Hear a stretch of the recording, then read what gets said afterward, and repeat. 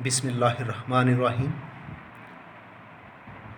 मैं मैथ सिमतल का, ख़ास तौर पे 9th और 10th के मैथ सिमतल का मेट्रिसेस और डिटर्मिनेंट्स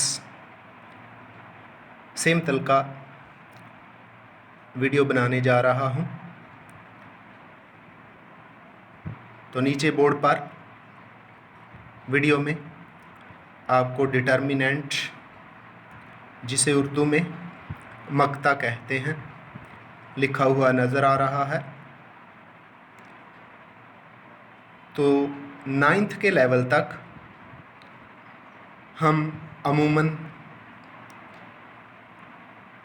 ऐसे मैट्रिक्स का मक्ता या डिटर्मिनेंट मालूम करते हैं जिसमें 2 रोज़ और 2 कॉलम होते हैं। मिसाल के तौर पर सामने एक कॉलम है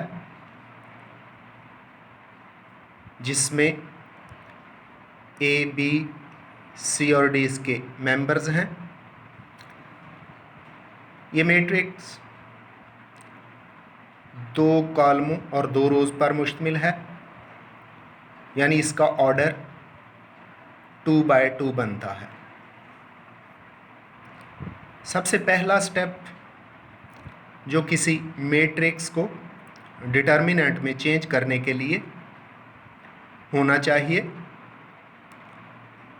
वो डिटर्मिनेंट का सिंबल है, अलामत है। इसको 2 तरह से ज़ाहिर किया जाता है,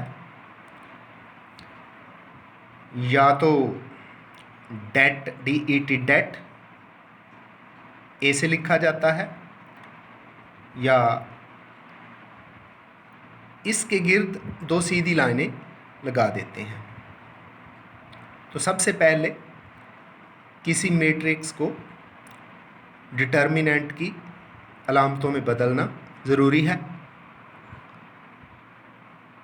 तो सबसे पहले मैंने ए को डिटर्मिनेंट में चेंज किया, दूसरी तरफ ABCD, उसके गिर्द भी 2 सीधी लाइनें लगा के उनको भी डिटर्मिनेंट में चेंज कर दिया। अगला स्टेप, आपको एरो लगे हुए नज़र आ रहे हैं। पहला एरो ए से डी की तरफ है और दूसरा बी से सी की तरफ है। आपने पहले ए को डी से मल्टीप्लाई करना है और फिर बी को सी से मल्टीप्लाई करना है। ये बात याद रहे कि आपने मल्टीप्लिकेशन के साइन की बजाय इनके गिर्द ब्रैकेट्स का इस्तेमाल करना है। इससे साइन, ख़ास तौर पे मनफी के साइन को हल करना आसान हो जाता है और गलती के चांसेस ख़त्म हो जाते हैं। तो ए और डी को मल्टीप्लाई किया तो ए और डी मिल गया। इसके बाद माइनस, ये फार्मूले में इस्तेमाल होता है, बी और सी को मल्टीप्लाई किया, बी सी मिल गया।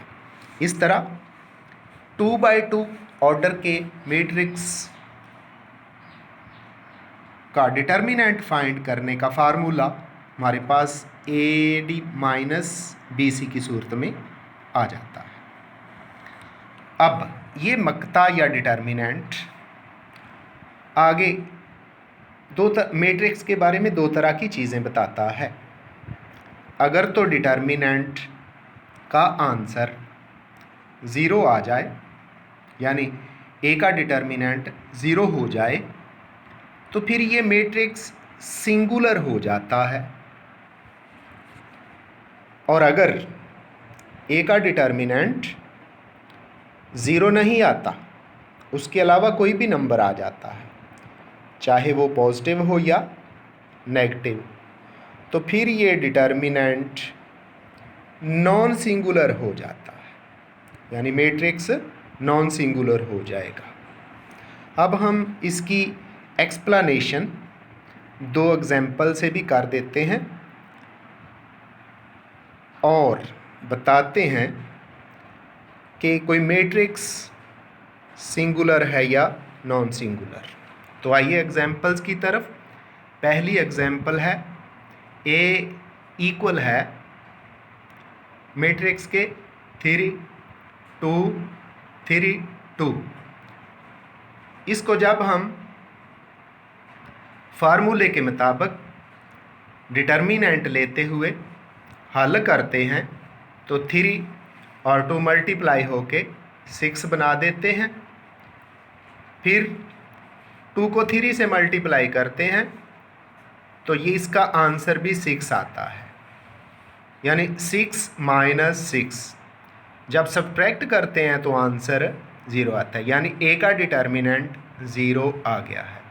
तो फिर हम कह सकते हैं कि A जो मैट्रिक्स था वो एक सिंगुलर मैट्रिक्स है।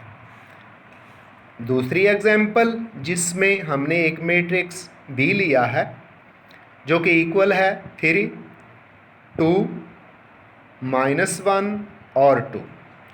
जब हम इसका डिटर्मिनेंट लेते हुए, आप ये बात याद रखें कि जब तक आप किसी मैट्रिक्स को डिटर्मिनेंट के सिंबल्स में चेंज नहीं करते तो आपको उसके नंबर मिलना मुश्किल हो जाते हैं। सबसे पहला स्टेप ही ये है कि आप मैट्रिक्स को डिटर्मिनेंट में चेंज करें और उसके बाद उस पर फार्मूला इस्तेमाल करते हुए उसको ओपन करें।